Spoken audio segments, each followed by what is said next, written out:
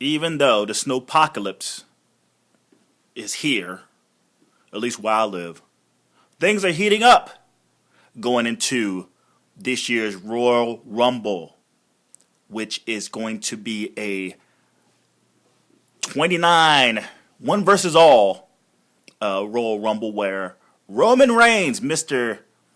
Card Stacked Against Me Reigns, will put up his WWE World Heavyweight Championship in the Royal Rumble. First time ever. The first time they even put the belt up, it was a vacant belt won by Ric Flair in 92. This one is not a vacancy.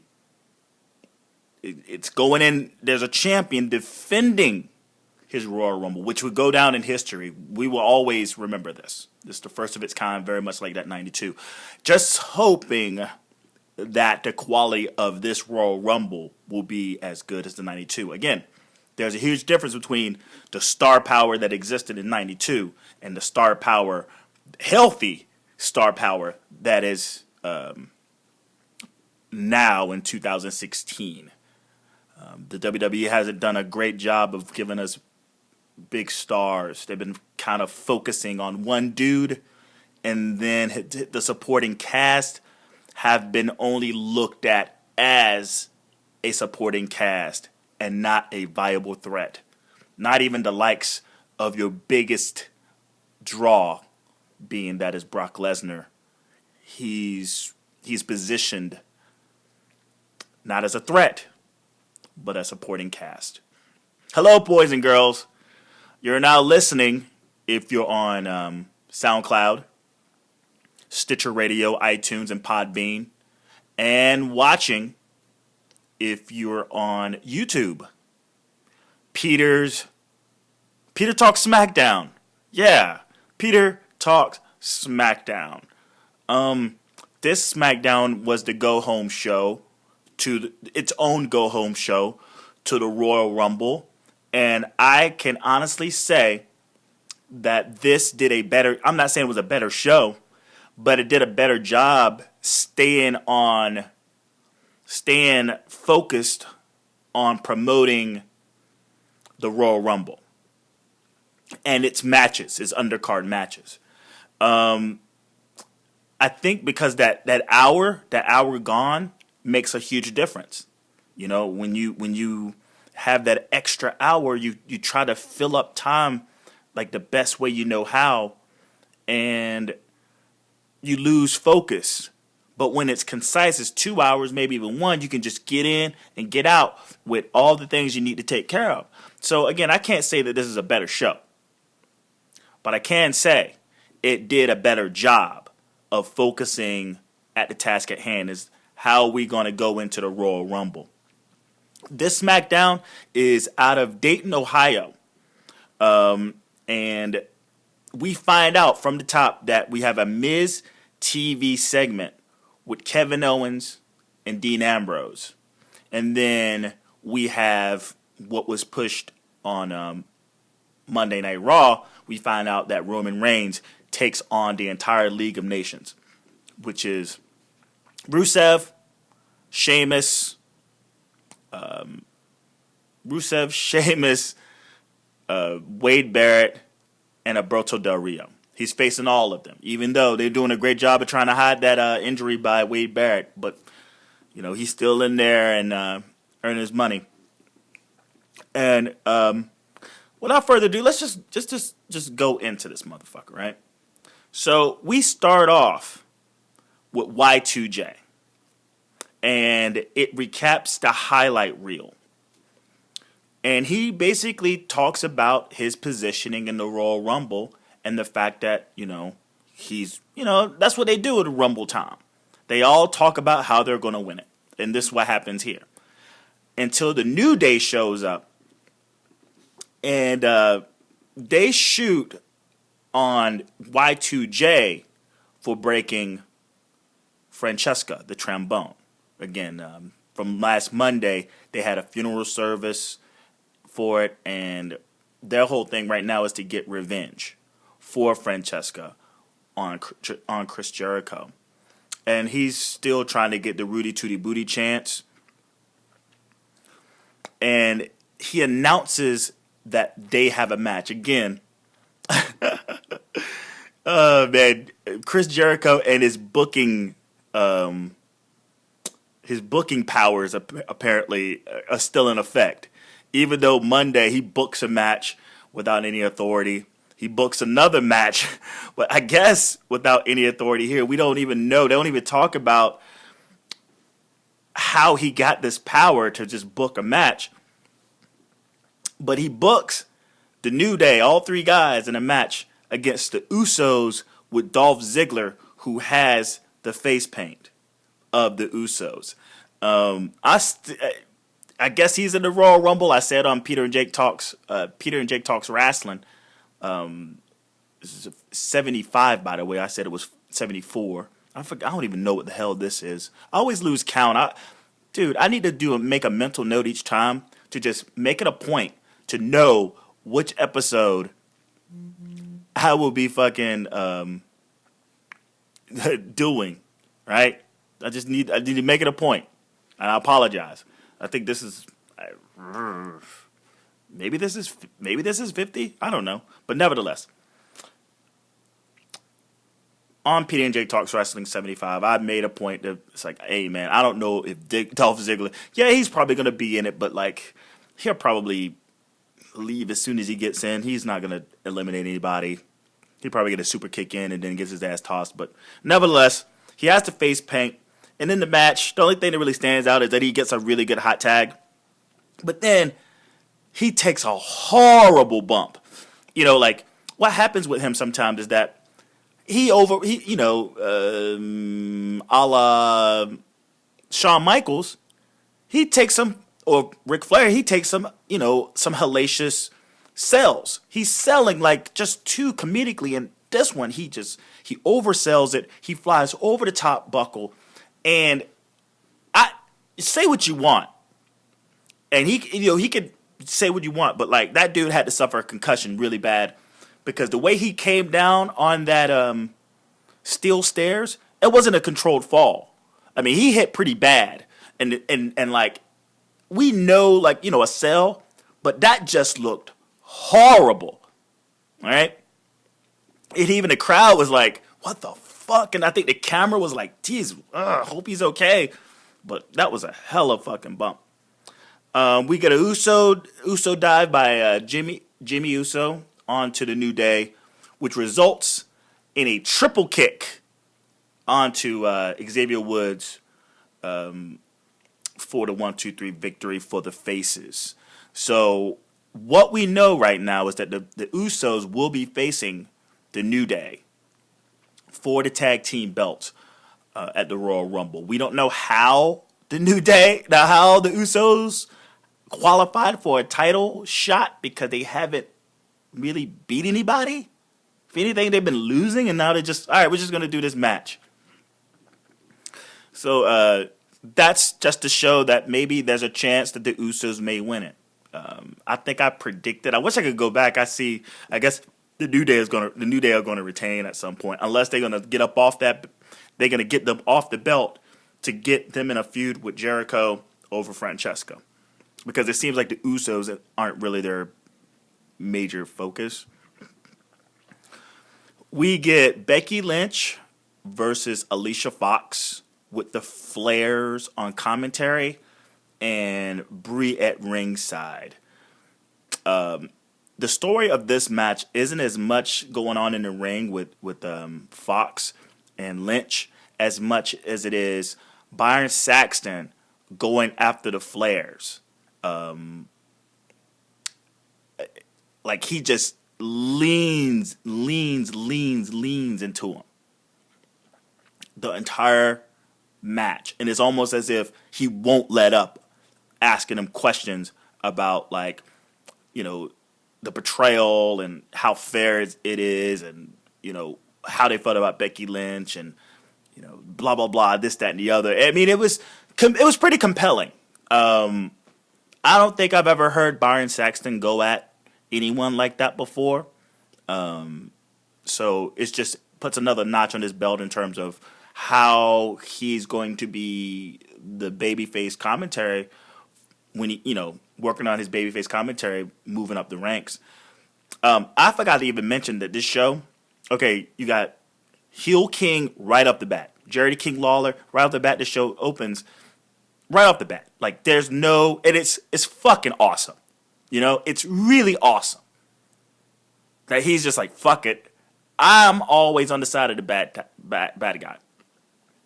Saxton is playing up his babyface role. Excellent.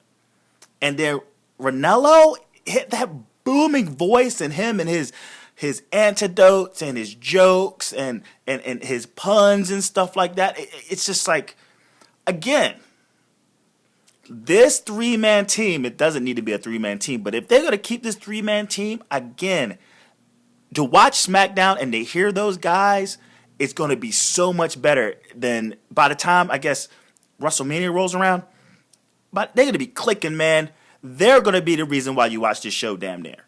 Just to hear them go back and forth and just hear Ranallo's booming voice. It stands out so much. But in this, I guess, the shakedown that Byron Saxton is doing of the Flairs, you got King defending Ric Flair and defending Charlotte Flair. And there's a point where he calls him the greatest of all time. He calls Ric Flair the greatest of all time. And it catches, you can tell that it catches Ric Flair off guard a little bit. He kind of stops and he smiles and he looks at Jerry the King and he's like, thank you, man. He's like totally blushing. But it was just a really good segment. Again, the in-ring is good. I'm a big fan of Alicia Fox. And yeah, it in itself was a good match. Maybe it ran for like 6 minutes. Becky Lynch wins with the disarmer. And that's just how it goes. Again, setting up the dissension between Flair and Charlotte. You're showing that Becky Lynch is going in as a strong babyface to the Royal Rumble match.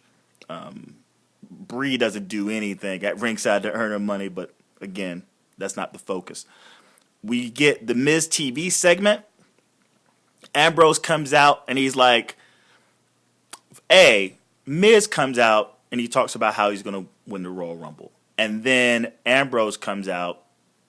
I guess he's trying to introduce the fact that he has the Intercontinental belt up for grab. He has the Intercontinental belt at the Royal Rumble that he wants to talk to the two contenders for. The champion, which is Dean Ambrose, and Kevin Owens, who is the challenger. But he's about to call them out. Ambrose music hits. He interrupts. He comes out and he just starts talking, and then Miz is just trying to control his show. He's like, dude, like, what the hell? Like, I can do this. This is my show. You want to do this on your own? Fuck you. Do it on your own. And he sits in the corner as Dean Ambrose basically shoots on Kevin Owens, blah, blah, blah. And he makes it about, like, rides? Carnival? It's like a carnival ride promo.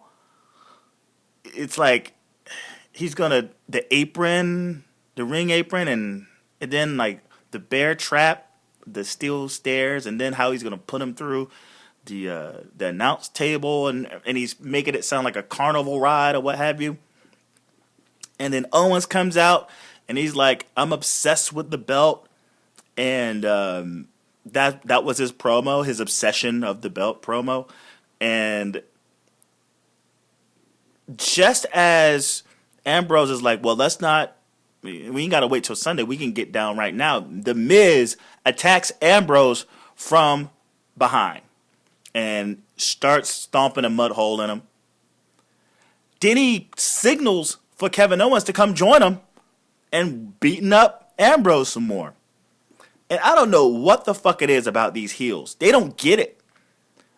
Owens is for himself. He's turned on damn near every heel that he's ever been in the same area with, either walking out on him or attacking him. For some reason, the Miz thinks he's immune. So as soon as Miz calls him over, they both get into the ring and they're both looking down at Ambrose. And I'm like just waiting for Owens just to basically knock the hell out of the Miz. He looks over at Miz and then he just jacks him. He puts him in a pop-up power bomb. Boom. The Miz is out. And I think, dude, just for, I don't know, I guess for future reference, anybody who's a heel, you think you're going to align with Kevin Owens, you're not. He's going to turn on you. He gives two shits about aligning with anybody heel, okay? He just wants his belt, he wants his money, and he wants you to fuck off. That's Kevin Owens.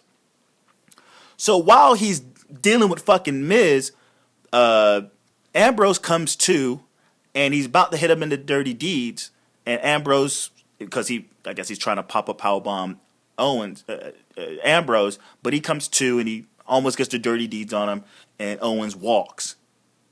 So the Miz is still in the ring. He's reeling from the pop-up powerbomb that he received, thinking that he was going to be homies.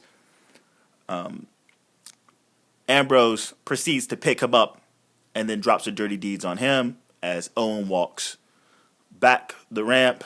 And as he's walking up the ramp, Dean Ambrose, because they're in the last man standing match, starts counting down. 1, 2, 3, up to 10 as Miz never gets up. Boom, see? Something that plays into what's going on at the Royal Rumble for this match. Ryback versus Bray Wyatt. Remember this feud a couple of months ago? Didn't do much. So I guess this is probably the only thing that relates to the Rumble moving forward is the promo that Bray Wyatt cuts afterwards. I mean, Ryback is actually, looks like he's holding his own, which he should, as big and monstrous he is. Bray Wyatt, again, his ace in the hole is his crew of Eric Rowan, Luke Harper, and Braun Strowman. So as they're just standing at the top of the rope, at the bottom of the ramp, as Bray Wyatt is kind of essentially getting his ass handed to him by Ryback, as soon as Ryback gets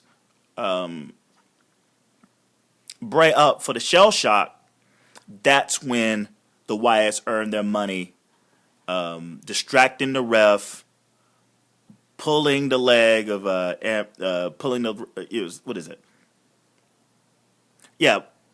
grabbing Ryback, throwing him into the steel steps, throwing him back into the ring for Sister Abigail. And what happens after this is that, and I thought it was actually pretty fucking cool,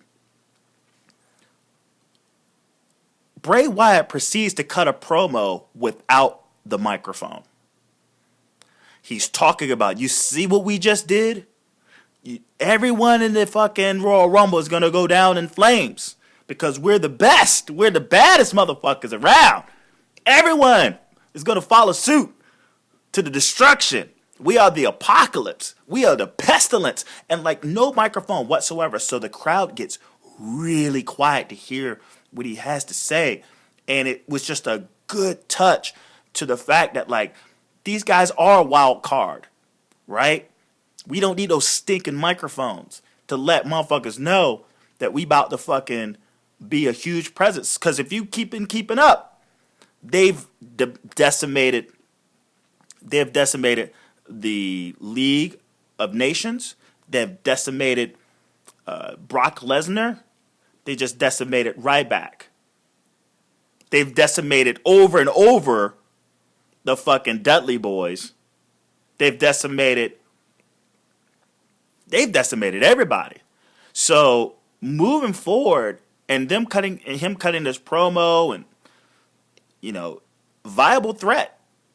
Let's just see how much of a threat he is to that belt. And right now they're pushing him red hot threats. As much of a threat as Brock Lesnar. But Brock Lesnar is a man. He's only one man. The Wyatt family is 4, baby. 4 pointing down. Stardust versus Titus O'Neil. My prediction for a surprise return to the Royal Rumble is the return of actual Cody Rhodes. Oh, you only smoking mirrors. That motherfucking music hits, I'm going to pop like you never heard a pop before, right? And I'll be recording myself too. But this is a bathroom break, I think. Like a bathroom break match. They've been doing this little wacky thing between Stardust and Titus O'Neil for quite some time. It hasn't really come to any sort of real fruition to what direction other than, say, bathroom break matches. And that's what this is.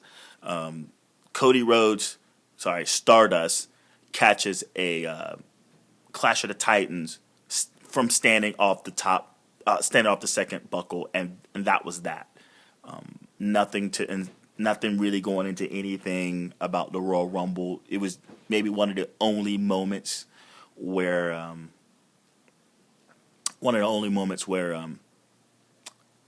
you didn't you just didn't fucking care, I guess. We get Renee Young in the back with Kalisto, and he's basically talking about how he lost the belt to ADR and how he's going to get it back. Go get it back at the Royal Rumble. So we've already discussed the undercard matches going in. We got the Intercontinental belt set up. We got the Divas match. They talked about that. And then they talked about. Then this was the Kalisto spot to talk about the U.S. belt. And it's like, wow, ain't that something? That's 3 solid segments as your go-home show to your B show going into the Royal Rumble. Again, I guess that's maybe the way they wanted to do it, being that the Rumble, that Raw is their A show, that they're going to definitely focus on the Rumble, and then use SmackDown to focus on their card, which is pretty smart. I wish they would have been able to sort of emphasize both on both shows somehow, but they did it real strong here.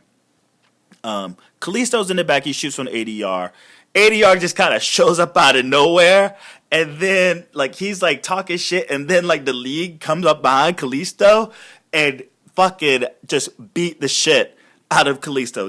They just beat the living shit out of this guy, right? And it's kind of weird because he's a little dude, and the League are some big motherfuckers, and the star out of this is Rusev.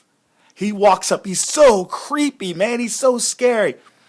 He comes up behind him. He's like, oh, nice to meet you. Because I guess that this is their first ever segment together. And I guess that was their, legitimate introduction, his legitimate introduction to Kalisto to beat him up. And it's this really awkward moment where you just got this guy screaming while these guys are just beating him up and stomping a mud hole in him, man. And Rusev, man, and even when he leaves after they finish beating him up, Rusev kind of slaps him on the head on his way out. I just thought it was so funny because ADR puts his foot on him. It was like, okay, off to the ring, guys. And it's Rusev stays behind and smacks him on the head. Rusev, more and more, very much like Jake, he likes Rusev. And we both like Rusev for the same reason. He's funny, and he has his character down as this sort of weird, creepy dude. It's something. It's something. And then we get Roman Reigns, and he comes to the ring, and he cuts his Rumble promo. Blah.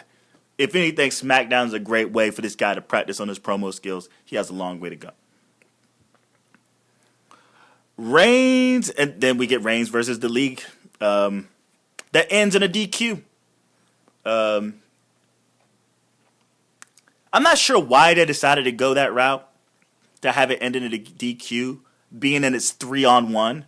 So you would think the idea of a disqualification versus a no contest, I mean, they could have. It's one thing to pin him because he's going up against 3 dudes. I'd imagine anyone would understand him losing to 3 guys, but the way they've been booking him is that, dude, he could beat 29 guys, right? 2 Royal Rumble winners and a guy who beat John Cena and held the belt for a while.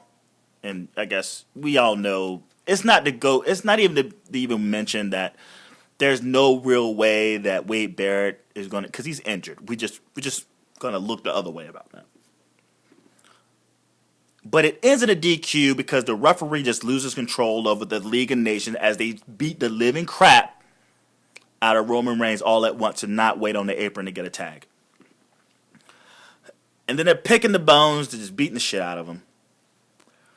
The Usos show up for the save. Now, why the Usos need to show up is beyond me. I get it.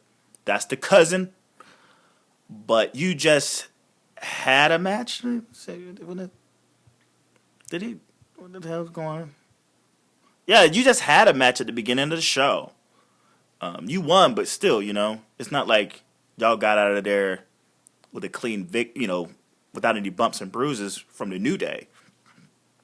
You come out for the save. You want to focus on the New Day, I guess. I don't know. It's not like they were needed to go out there since Roman Reigns is can destroy everyone. Or he could just get laid out to show that his odds of winning the Royal Rumble or get slimmer and slimmer. And then the wear and tear on his body. They could have went that route. But the Usos had to show up for the save. Reigns make a comeback. And then the Wyatts show up. Again. Wild cards. Just fucking just out of control. And there's a spot where Braun Strowman throws Roman Reigns over the top rope. It's, I wouldn't call it foreshadowing because there's no way that Braun Strowman's going to throw him over in the Rumble. But they had to emphasize that, look, this ain't no thing, son. Go over that top rope. I'm Braun Strowman. We're the Wyatts. We have a great chance of winning this. So we're going to show you how easy it is to throw this son bitch over the top rope. And it was just like, whoa, from any fan, if you're if you're kayfabe, right? If you're a kid and you're watching this, like, holy shit, he just tossed Roman Reigns right over the top rope like it wasn't nothing. Oh my God. Him winning is so slim now. I'm worried. You know what? I'm worried now. I'm worried. I'm so worried. And I feel like that's what they were trying to emphasize. As he's out there, he catches a super kick from Harper. He catches a roundhouse from Rowan. And then, they toss his ass back into the ring. Again, touched by all 3 members of the Wyatts. And back to Bray Wyatt for his sister Abigail as they stand tall over a battered Roman Reigns. And they destroy the Usos. And in a fucking laid out Usos. Who are now hurt, got bumps and bruises to going into their fucking championship match against the New Day. So, I mean, they got a lot done in this show. And I give them a thumbs up on this show to be able to do that. Again, you can nitpick at things, and that's why you listen to this podcast, because I nitpick. Now, this is why you watch. I nitpick. And maybe things that you don't really necessarily focus on, I do. I do that shit for you. So I don't want to make it sound like I didn't enjoy the show. I enjoyed the show. And I thought what they did was almost good, as good as what they did on Raw. But on Raw, they focused on the Rumble. SmackDown, they focused on they had to focus on the Rumble in 3 hours. And then they had to focus on the undercard in 2 hours. And it just came off much smoother. They were able to focus on what they wanted to get accomplished. And boom, I'm going into the Royal Rumble before, because we got the Carolina Panthers. I'm a big Carolina Panthers fan. And I apologize for no Peter Talk Sports this week. We'll get one up next week because I got a couple of other things I need to take care of. There's the Panthers game, the NFC, that's going to take up the first 2 hours of the actual show before they get to the Royal Rumble. And I'm almost certain, I'm almost certain that I will be watching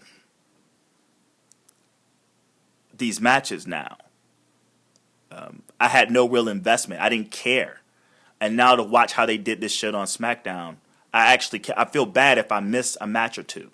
I mean, I can go without seeing the tag team, but if you're talking about the Divas belt and you're talking about the Intercontinental belt, and then you talk about ADR, the US belt, yeah, I think it's going to be really interesting. I think it's something to check out. Even though my predictions are ADR retaining, I think I predicted Dean Ambrose retaining, and then I have Charlotte losing the belt. So it doesn't matter. I think I had the Usos winning, but who cares? That fucking tag team means nothing. Even to have that match, it's just like, what? How did the Usos deserve this? Because they won a Slammy? Yeah. Well, anyway, again, that's more nitpicking, but it's more. I like to. Okay, how about this? Analyzing. I'm analyzing this a little deeper than the average person. But yeah, I'm gonna end it on this note. I'm looking forward to the Royal Rumble now and those undercard matches. Kudos SmackDown for making me interested. Even though, again, a good bulk of my interest is going to go into this Cardinals-Panthers game. Subscription below. I'm pointing down if you're watching on YouTube. Hit the subscription, man. Please subscribe. That'd be awesome. My Twitter handle, PJTW Central. Again, that's PJTW Central. You can send me a tweet, man. Be sure to like, thumbs up, heart. However, you can show an appreciation to send the logarithm out to say, hey, check out what I do over here with Peter and Jake Talks Wrestling. Peter's Raw Recap, which is a YouTube-only recap of Monday Night Raw right after Raw. The New Day podcast, which is New Day, Nathan Newman of Eyes on the Ring podcast, and myself, Peter Day, the New Day. We do this every Monday. We just talk, wrestling news. Then we got Peter and Jake Talks Wrestling. That's Wednesday. Then have Peter's Talk Smackdown, which is Saturdays, Fridays and Saturdays. I almost forgot to even do this today. I'm sitting here and it's trying to take care of some T-shirt business and all that shit. So I was like, oh, fuck, I forgot. I got to do a damn Peter Talk Smackdown. And yeah. And Peter Talks Sports. Again, I didn't do one this week. I was recording and just weird. Just everything's weird. I'll be sure to come back to talk about the AFC versus the NFC going into the Super Bowl and then a whole bunch of other things that I want to get off my chest. So please subscribe, like, comment, leave a comment. And the most important thing you can do is share. I said it once, I say it a billion times, and I will close out almost every night, every podcast with this. This is a labor of love, right? I kick out a lot of money on, the iPad and this mixer, and I spend a lot of time on post-production. I mean, hours upon hours of time. And I do this just for you. I'm not asking for any money yet.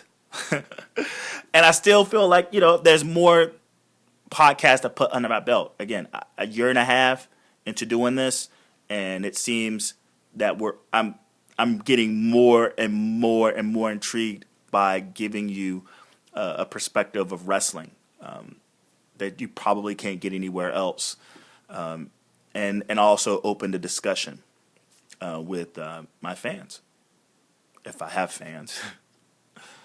So yes, share. The best thing you could do, because the more listeners I get, the better. And yeah. And that's it. So enjoy the rest of your weekend. If you're in this snowpocalypse shit going on, just stay warm. Don't do anything stupid. Like, get out on the roads and try to, think that your four-wheel drive is, going to be the greatest thing ever. No, it's not. You're going to just kill yourself. Get your car all fucked up. And then, it's waste. Big game tomorrow again. If whoever's team, I'm a Panthers guy, so I'm rooting for my Panthers. If you're Denver or Patriots, good luck to whoever, because you will be facing my Panthers in the Super Bowl. All right. Anything else? Yeah. Royal Rumble. Enjoy that as well. I will be recording my live reactions, so be sure to tune in. No New Day Monday. So yeah, I'm gonna be using that day to basically upload a bunch of videos, live reactions to the Rumble. So without further ado, thanks for listening. Watch out for those foreign objects.